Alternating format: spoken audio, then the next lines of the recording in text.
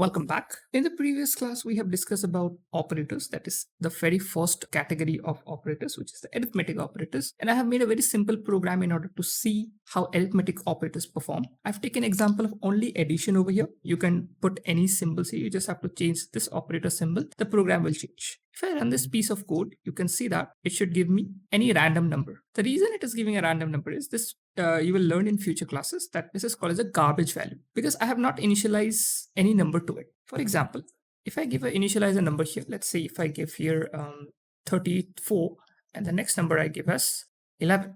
So if I run this code now, you're going to see the answer is 45. So it's very simple to do this kind of arithmetic operators. You just have to simply add them.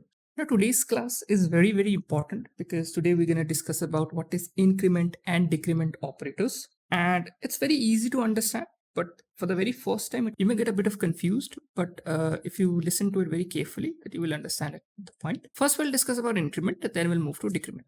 From the word only, you may get the idea about that. What increment means, it is increasing in simple words. Okay. Now, when you use the word increment in programming, it simply means I'm incrementing by 1. It can be any other number also, but by default, you may think that I'm increasing by 1. Any number, any value, any variable. What exactly it means is, for example, if I have a variable a and it has any value, for example, I have to increase this value or increment this value by 1. So how will I write it? I will write as a plus 1. But for programming perspective, we have changed this and we have made this thing a bit more stylish to look it like this, that we can even write it as a plus plus. Whenever you see a plus plus, understand that a has been incremented by 1. That is what it means. Now, if I give an example, if a was 5, if I write a plus plus, a should change to 6. Very simple. Now, increasing can happen in 2 ways. Okay, it comes with both increment and decrement operators. There are 2 types. One we have a prefix and one we have a postfix. Now, right now you won't see much of a difference. The only difference is of the writing way. That means prefix we write as plus plus a. Postfix we write as a plus plus. And if you consider an example, if a was 5 here also a will become 6. Here also a will become 6. There's no difference right now as it sits. Okay, this will also become 6. But the fact it will change is that if I write here in the next line that if I write y equal to plus plus a and y equal to a plus plus, then if I ask you what will be the value of a and what will be the value of y in both the cases, then it will be a little bit different. Think of it like this, that it's very easy to understand. If you see here, whenever you see a plus plus or plus plus a, we know that in the previous only we have studied that a will increase for sure.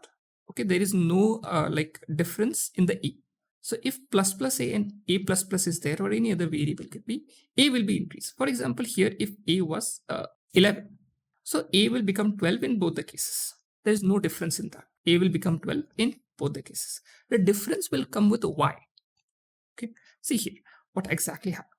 Now this may be a little bit confusion. See very carefully. See here, how to understand this is that y is equal to plus plus a. Now what is y directly equal to? It is equal to this plus plus signs. That means y will increase and then a will increase. So that means a has 11, a increased, it became 12. This 12 will go inside the y. So y will also become 12. I will repeat it one more time.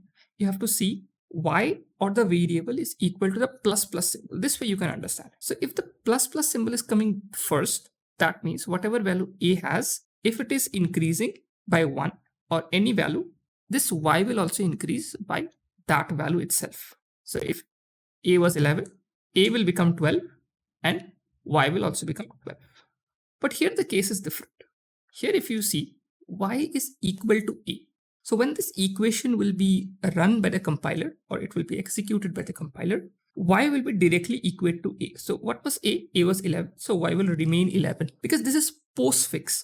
It is adding or the a is incrementing after it has equated. So y equal to a, that means y will be 11. Then a will increase, then a will become 12. Same goes with decrement operator also. I will show you this with a program itself. So if you see here, I have made a simple program in order to explain you how this thing works. First, I have made 4 variables. X, A, Y, B. X has 10, Y has 18, and A and B are two different empty variables. Now we are doing pre-increment operations and then post-increment operations. Now pre-increment operators, if you see here, let's say we have A and then we have X. Now if I talk about A, slide, I have shown you that A is directly equal to this plus plus. So that means if X will increase, A will also increase. So X, I know that the value will be increased. So X was 10, it will become 11. Now A is equal to this plus plus X. That means X has become 11. So A will also become 11. Fine.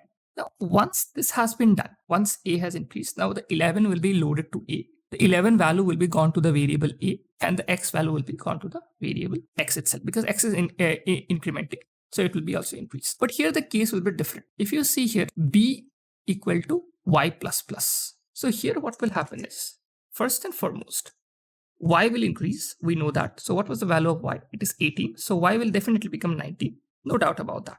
But when it comes to B, if you see B is equal to this Y, so B will remain what value it has. So it will be 18 itself. That means it should be printing here that it should be 11 over here.